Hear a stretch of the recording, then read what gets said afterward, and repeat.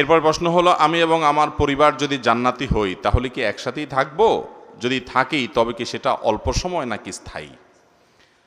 কোনো স্বামী স্ত্রী বা সন্তান এবং বাবা মা পরস্পরের সাথে জান্নাতে থাকবে কিনা এটা নির্ভর করে যে উভয়ে জান্নাতে যাওয়ার মতো আমল করেছে কিনা। ফেরাউন জাহান্নামে যাওয়ার আমল করেছে, সে জাহান্নামে যাবে। ফেরাউনের স্ত্রী আসিয়া জান্নাতে যাওয়ার আমল করেছেন, এজন্য তিনি কোথায় যাবেন? কোরআনে আল্লাহ তাআলা উভয়ের ঘোষণা আমাদেরকে জানিয়ে দিয়েছে, ঠিক না? ঠিক। নূহ আলাইহিস সালাম এবং লূত আলাইহিস সালাম দুজন আল্লাহর নবী, তারা আল্লাহর নবী ছিলেন, তারা জান্নাতে যাবেন। তাদের স্ত্রী তাদের প্রতি ঈমান আনে নাই, তারা জাহান্নামে যাবে। অতএব স্বামী স্ত্রী একজন জান্নাতে গেলে বাই ডিফল্ট আরেকজন জান্নাতে যাবে, ব্যাপারটা এরকম না। একজন জান্নাতে গেলে অপরজন যদি ঈমান আমল নিয়ে যেতে না পারেন তার জাহান্নামে যাওয়া লাগতে পারে। এখন কেউ বলতে পারেন, জান্নাতীদেরকে তো আল্লাহ তাআলা কোনো কষ্ট পেতে দিবেন না। জান্নাত আজা কে আজারে নাবাসত কাসে রা বা কাসে কারে নাবাসত, সেখানে তো কোনো কষ্ট হবে না, মানসিক শান্তি থাকবে। এখন কোনো নারী জান্নাতে গেলেন, তার স্বামী তার গুনাহের কারণে জাহান্নামে গেলেন, বা কোনো স্বামী জান্নাতে গেলেন, তার স্ত্রী গুনাহের কারণে জাহান্নামে গেলেন, তাহলে তিনি মনে কষ্ট পাবেন না? স্ত্রীকে স্বামীকে মিস করবেন না?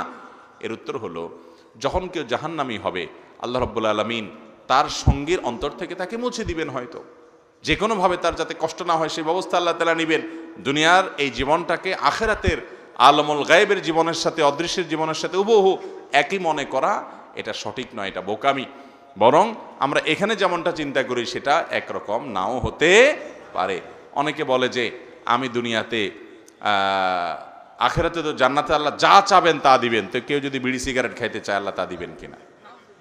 এর উত্তর হলো যে এই যে কুরুচি, এই নোংরা রুচি দুনিয়াতে আপনার হয়তো হয়, আপনি যখন জান্নাতে যাবেন আপনার এই কুরুচি থাকবে না, বিধায় আপনার টেনশন করার দরকার নাই। পিতা যদি মৃত্যুর আগে কোনো সন্তানকে আলাদা করে কোনো সম্পত্তি দেওয়ার ওসিয়ত করে যান, তবে সে ওসিয়ত মানা যাবে কি না, নাকি ইসলামী শরীয়ত মতে সমান ভাগে ভাগ করতে হবে? কোনো পিতা যদি জীবদ্দশা ওসিয়ত করে যান যে আমার অমুক ছেলেটাকে তোমরা ওই জমিটা দিয়ে দিবা, বাকিগুলা ভাগ করবা, অমুক মেয়েকে দিবা, বাকিগুলা ভাগ করবা, এরকম যদি ওসিয়ত করে যায় তাহলে সে ওসিয়ত গ্রহণযোগ্য হবে না। কারণ নবী আলাইহিস সালাম বলেছেন, লা ওয়াসিয়াতা লিওয়ারিস, কোনো ওয়ারিসের জন্য কোনো ওসিয়ত করা যাবে যার জন্য নির্দিষ্ট হিস্সা কোরআনে ঠিক করে দেওয়া আছে। ছেলে মেয়ে বাবা মার সম্পদে নির্দিষ্ট হিস্সা পাবে কি পাবে না? অতএব তাদের জন্য আর বাবা মা কি করতে পারবে না? ওসিয়ত করে যেতে পারবে। তাহলে ওসিয়ত কার জন্য করতে পারবে? ওসিয়ত করতে পারবে এমন ব্যক্তির জন্য যে ব্যক্তি তার ওয়ারিস না। যেমন একজন অচেনা মানুষকে দিল, পালক পুত্র পালক মেয়ে থাকলে তাদেরকে দিল, নাতি নাতনি থাকলো, নাতি নাতনিরা ওয়ারিস না। এই জন্য দাদা তার ছেলে ঘরে নাতিকে, মেয়ের ঘরের নাতিকে বা নাতনিকে যদি বলে যে ঠিক আছে আমার নাতিকে এই জমিটা দিও, আমার নাতনিকে এই জমিটা, তাহলে তাদেরকে ওসিয়ত করতে পারে, তাদের জন্য ওসিয়ত করলে জায়েজ হবে। সেটা 1/3, তার টোটাল সম্পদের 1/3 মধ্যে হলে সর্বোচ্চ ওর মধ্যে কার্যকর হবে, এর বেশি করলে বাকিটুকু কার্যকর হবে না। কিন্তু যদি ছেলে মেয়ের জন্য ওসিয়ত করে যায় বাপ মা, তাহলে সে ওসিয়ত কার্যকর হবে না। অনেক সময় আমরা জায়েজ না জায়েজ দেখি না, আল্লাহ তাআলার আদেশ দেখি না, বাস ওসিয়ত করছে চোখ বন্ধ করে সেটা নিজের অধিকার মনে করি, এটা ভুল। এরপরে প্রশ্ন হলো, সাউন্ড সিস্টেমে গান বাজনায় ভাড়া দিয়ে টাকা উপার্জন করা জায়েজ হবে কিনা? এটা তো তার ব্যবসা, ব্যবসা হলেই কি সেটা জায়েজ হয়ে যাবে? কেউ হারাম ব্যবসা করে, মদের ব্যবসা করে, যদি বলে এটা তো আমার ব্যবসা, তো আপনার ব্যবসা তো হালাল হতে হবে। আল্লাহ তাআলা আহাল্লাল্লাহুল বাইআ, আল্লাহ ব্যবসাকে হালাল করেছেন, কিন্তু এর মানে এই না যে আপনি নাজায়েজ ব্যবসা করবেন, সেটা আল্লাহ তাআলা হালাল করবেন। অতএব সাউন্ড সিস্টেমের ব্যবসা যদি করেন, আপনার মাইক, আপনার সাউন্ড সিস্টেম, আপনার লাইট, আপনার অন্যান্য যে সমস্ত আয়োজন আছে, এগুলো এমন কাজে ভাড়া দিবেন যে কাজটা হালাল এবং বৈধ। যেটা হারাম সে কাজে আপনি ভাড়া দিতে পারবেন না। যদি দেন তাহলে আপনি গুনাহের ভাগীদার হবেন।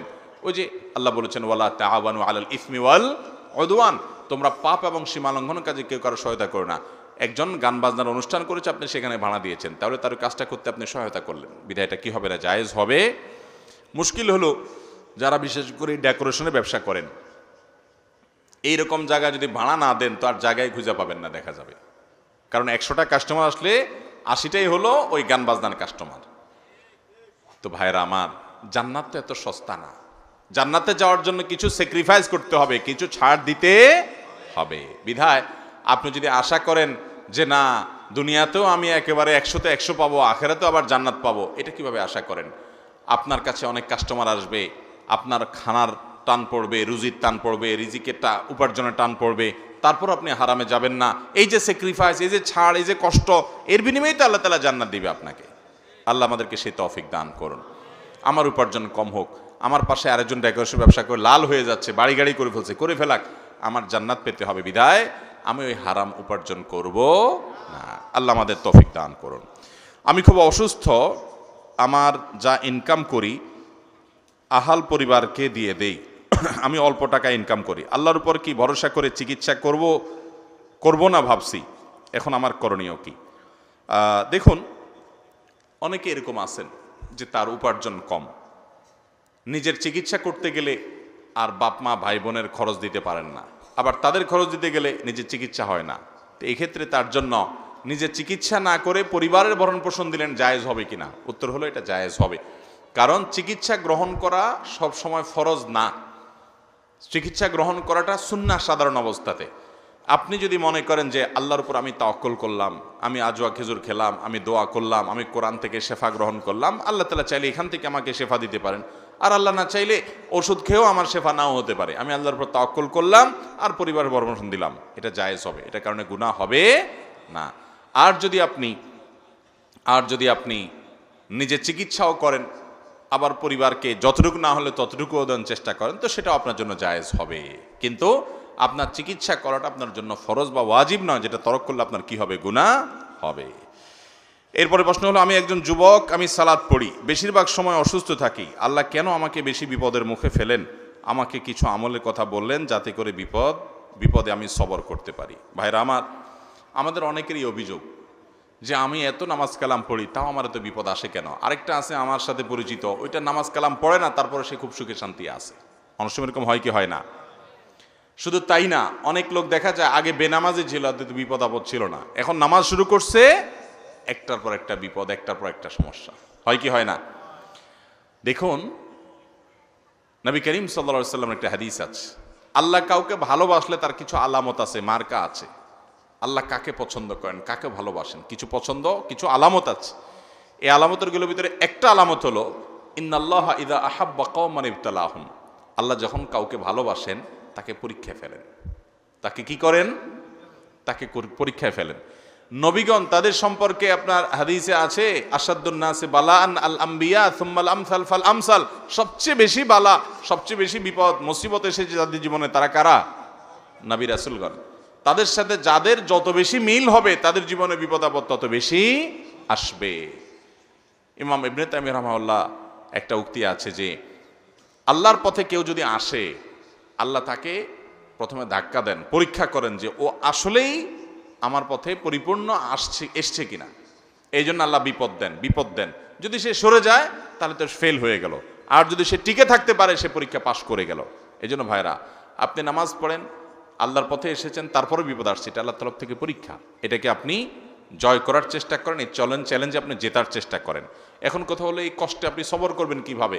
দেখুন, একটাই আমল আছে যে আমল করলে আল্লাহর কাছে হিসেব ছাড়া বিনিময় পাবেন। আল্লাহর কাছে হিসাব করে আমরা কি পার পাইতে পারবো কি আমাদের ময়দানে? হিসাব ছাড়া যদি পার হতে চান তাহলে তার জন্য আমল হলো সবর করা। কি করা? আল্লাহ কোরআনে বলেছেন, ইন্নামা ইউওয়াফাস সাবিরুনা আজরাহুম বিগাইরি হিসাব, ধৈর্যশীল আর সবরকারীদেরকে আল্লাহ তাআলা যে দিবেন হিসাব ছাড়া দিবেন। এই জন্য কি করতে হবে ভাই? সবর করতে হবে। সবর এমন একটা আমল যে আস-সবরু জাযাউহু আল জান্নাহ, ধৈর্যের বিনিময়, সবরের বিনিময় হলো জান্নাত। একজন মানুষ নামাজ পড়তে কষ্ট হয় তবুও নামাজ পড়ে, ফজর নামাজ পড়তে আসতে কষ্ট হয় তবুও কষ্ট করে, এর নাম সবর। একটা মানুষ টাকা হারাম উপার্জন করতে পারে, সবাই করে, সে করে না, গরিব থাকে তারপরও করে না, এই যে সবর। নিজেকে নিয়ন্ত্রণ করে, রাগের চোটে একটা গালি দিতে পারে কিন্তু দেয় না, আল্লাহকে ভয় করে, সবর।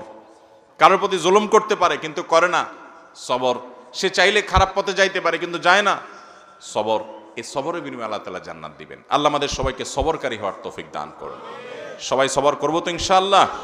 সবরের তৌফিক আমাদের ব্যক্তি জীবনে, আমাদের প্রত্যেকটা ক্ষেত্রে, সব ক্ষেত্রে যেন আমরা সবর এখতিয়ার করতে পারি, ধৈর্য ধারণ করতে পারি, নিজেকে নিয়ন্ত্রণ করতে পারি। এই কন্ট্রোলিং পাওয়ার, আত্মনিয়ন্ত্রণ করার ক্ষমতা আল্লাহ তাআলা আমাকে, আপনাকে, আমাদের সবাইকে দান করুন। জাযাকুমুল্লাহু খাইরা ওয়া আখিরু দাওয়ানা আনিল হামদুলিল্লাহি রাব্বিল আলামিন। আসসালামু আলাইকুম ওয়া রাহমাতুল্লাহি ওয়া বারাকাতুহু।